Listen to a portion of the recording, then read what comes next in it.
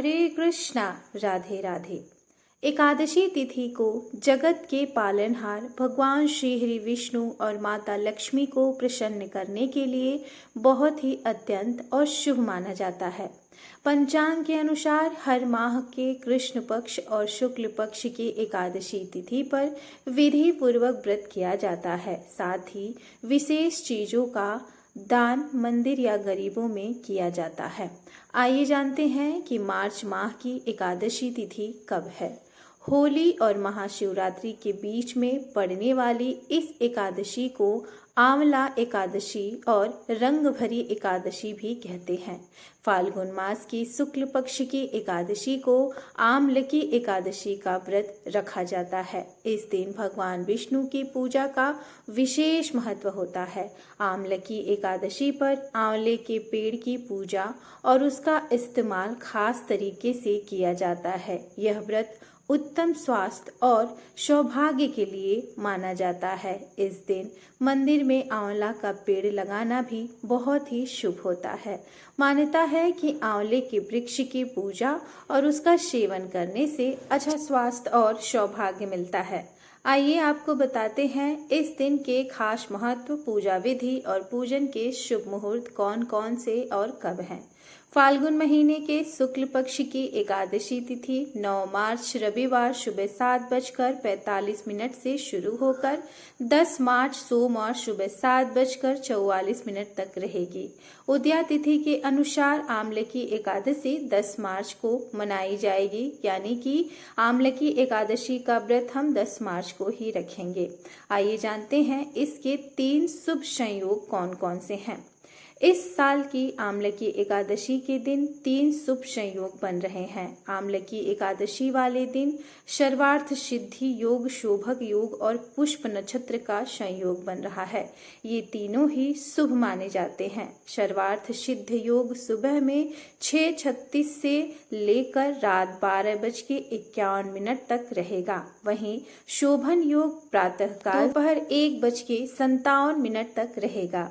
एकादशी को पुष्प नक्षत्र पूरे दिन, उसका समापन देर रात 12:51 तक होगा। आमलकी एकादशी 2025 में भद्रा का समय भी लग रहा है। आइए जानते हैं। आमलकी एकादशी के दिन भद्रा भी लग रही है, लेकिन यह भद्रा सिर्फ 59 मिनट के लिए है। भद्रा का प्रारंभ सुबह में 6:36 से होगा और समापन सुबह 7:44 पर होगा। भद्रा का वास पृथ्वी पर है। इसमें पूजा पाठ कर सकते हैं, लेकिन कोई शुभ कार्य नहीं करें, अन्यथा इससे आपके शुभ कार्य में बाधाएं भी आ सकती हैं। आमलकी एकादशी का व्रत पारण।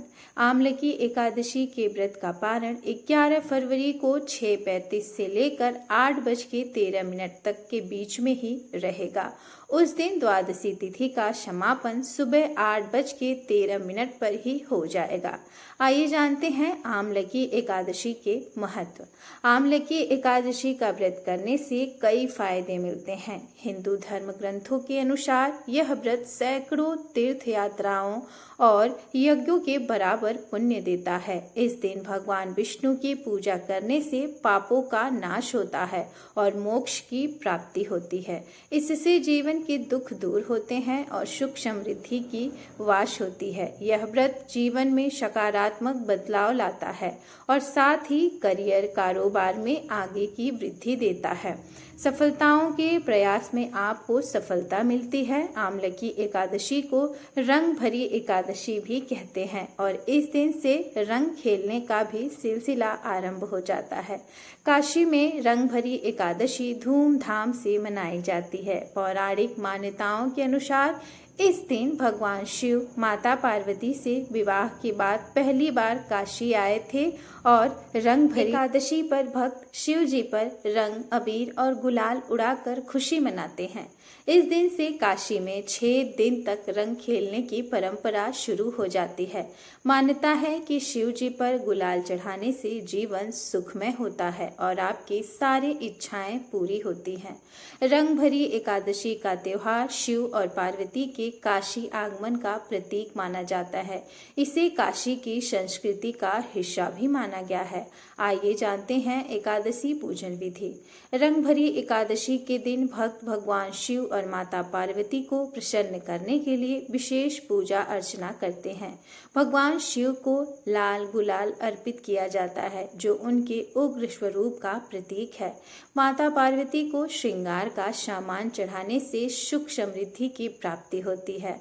रात में जागरण और भजन कीर्तन से भगवान शिव की विशेष कृपा प्राप्त होती है। इसके अलावा भगवान विष्णु के सामने 9 बत्तियों वाला दीपक जलाकर रात भर रखने का भी विधान है। ऐसा माना जाता है इससे घर में सुख शांति और समृद्धि बनी रहती है और माता लक्ष्मी का आपके घर में वास होता है।